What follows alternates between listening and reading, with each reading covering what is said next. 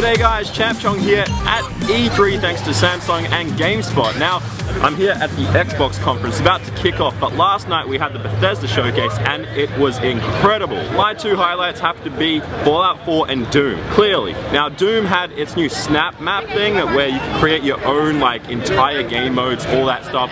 That was just incredible. I can't wait to get my hands onto that. Hopefully that's playable at E3. And then also with Fallout, you had so much stuff, it was insane. That game's going to be incredible. The world looks amazing and I seriously can't wait for Fallout, and it's coming out this year. So all that stuff is awesome, but now we've got to go check out this Xbox showcase, and then later on we've got EA, Ubisoft, and we've also got PlayStation. So yeah, let's get into this.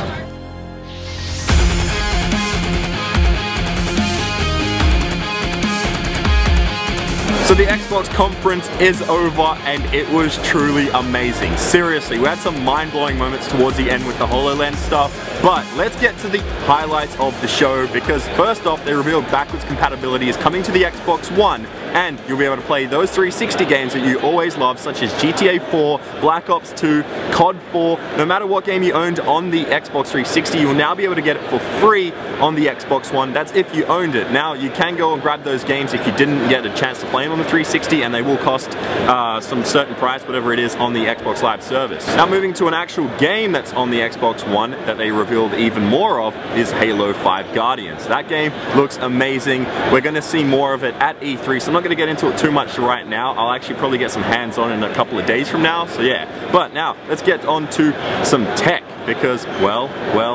The new controller from Xbox One is known as the Elite controller, and it is just insane. I'm pretty sure it has like paddles you can switch out and all that stuff, so pretty much RIP Scott. Oh, and the release date for this new controller is going to be holiday this year, so we're not sure exactly what the release date is, more of a release period just for now. Now, another game they showed off is Fallout 4. We saw that at the Bethesda last night, but now that we actually saw it running on the Xbox One, and on top of that, they revealed that mods made on the PC version of the game will be able to go onto the Xbox One version of the game. So you'll be able to get those and download them and put them on there, which is just incredible news. And another thing that Xbox revealed today is the Xbox One preview program, which is similar to alphas on the PC. The big difference though is that you don't have to buy the game. You can actually test it out and see if you enjoy the alpha version of the game or the preview version of the game, and then say, hey, I want to buy this, or hey, I'm not really interested in this because it maybe sucks or something. Now, to one of the highlights to me that had me on the edge of the seat was Tomb Raider. It just looks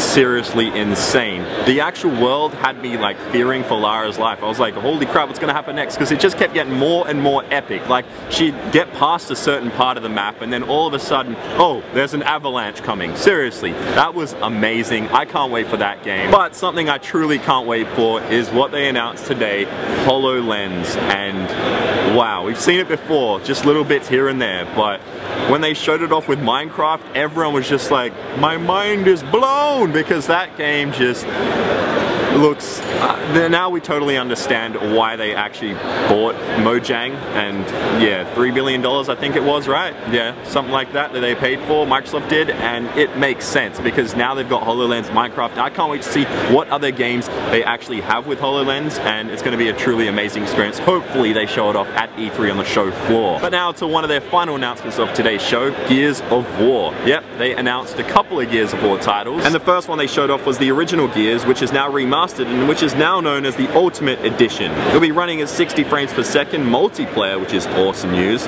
And the public beta actually starts today and it lasts for a whole week. I'm a massive Gears of War fan, so I'm kind of mad that I don't get to play the beta, but it's awesome that I'll be here at E3, so it's kind of a win-win loss, I don't even know. But what I do know is that they also announced Gears of 4, I think. That's what they'll call it, right? Well, it's Gears of War 4, or it's Gears of 4, Gears 4. I'm not sure what they're going to call it, but it's officially called Gears 4, but maybe called Gears of War 4. It's a mix-up, but my personal opinion is that the game looks like the originals. However, it seems like some of the action is missing. Maybe it's just what they showed us today, but I will tell you guys this, that personally I'm really excited for it. Let me know what you guys think. But now, that's it for the Microsoft conference, and let me go over here. And now, we're here at the PlayStation conference. It's about to kick off, but just before we do go inside, we actually had the EA and the Ubisoft press conferences earlier today between the Microsoft and the Sony ones. And the big big highlight from the Ubisoft one for me had to be Ghost Recon Wildlands. That got announced and it looks incredible. I can't wait to get my hands on that. And from the EA, it had to be Need for Speed. That game, it brings back so many memories, and it seems like they've grabbed every little good bit from each game and put it into one massive, awesome Need for Speed game. So yeah, there was a lot more announced, including Star Wars, Star Wars, Star Wars, Star Wars. I can't get enough of Star Wars, but let's get to the PlayStation conference. So now the PlayStation conference is over, and it was pretty epic, just like the Xbox conference was. Now they started off with a couple of their exclusive games, but then they showed off Hitman, which really caught my eye, because now you're going to travel around the world, do the contracts, and it's going to exotic locations.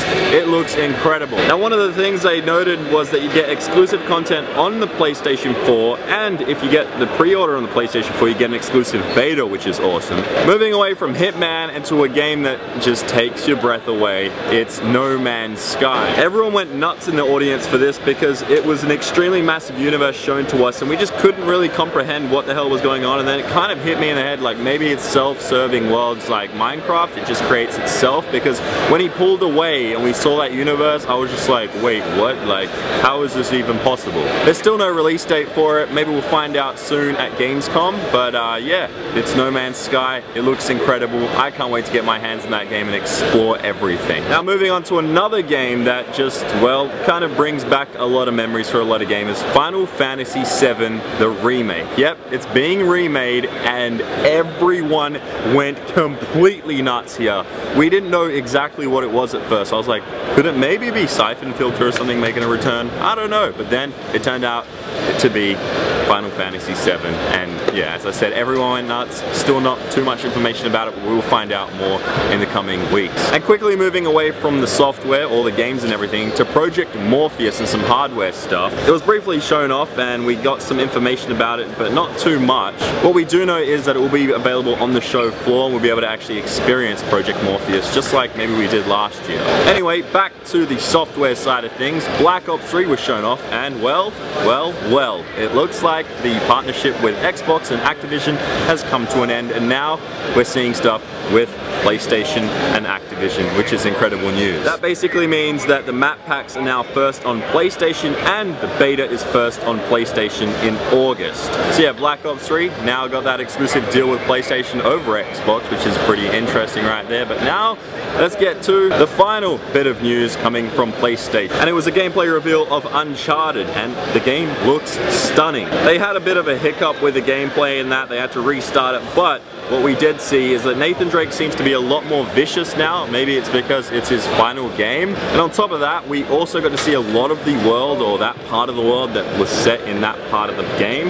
It seemed to be a lot more open than previous Uncharted games, which is awesome right there. And yeah, I can't wait for Uncharted. We still don't have a release date, but we do know it'll be out in 2016. I'm excited for that. But anyway, guys, that is it for the first day of E3. It's technically day 0 because we'll be on the show floor tomorrow. Now let me know in the comments down below what your favorite thing from today's show was, and yeah, I'll see you guys on the show floor tomorrow, and please smack the like button if you enjoyed today's video, and yeah, bye bye.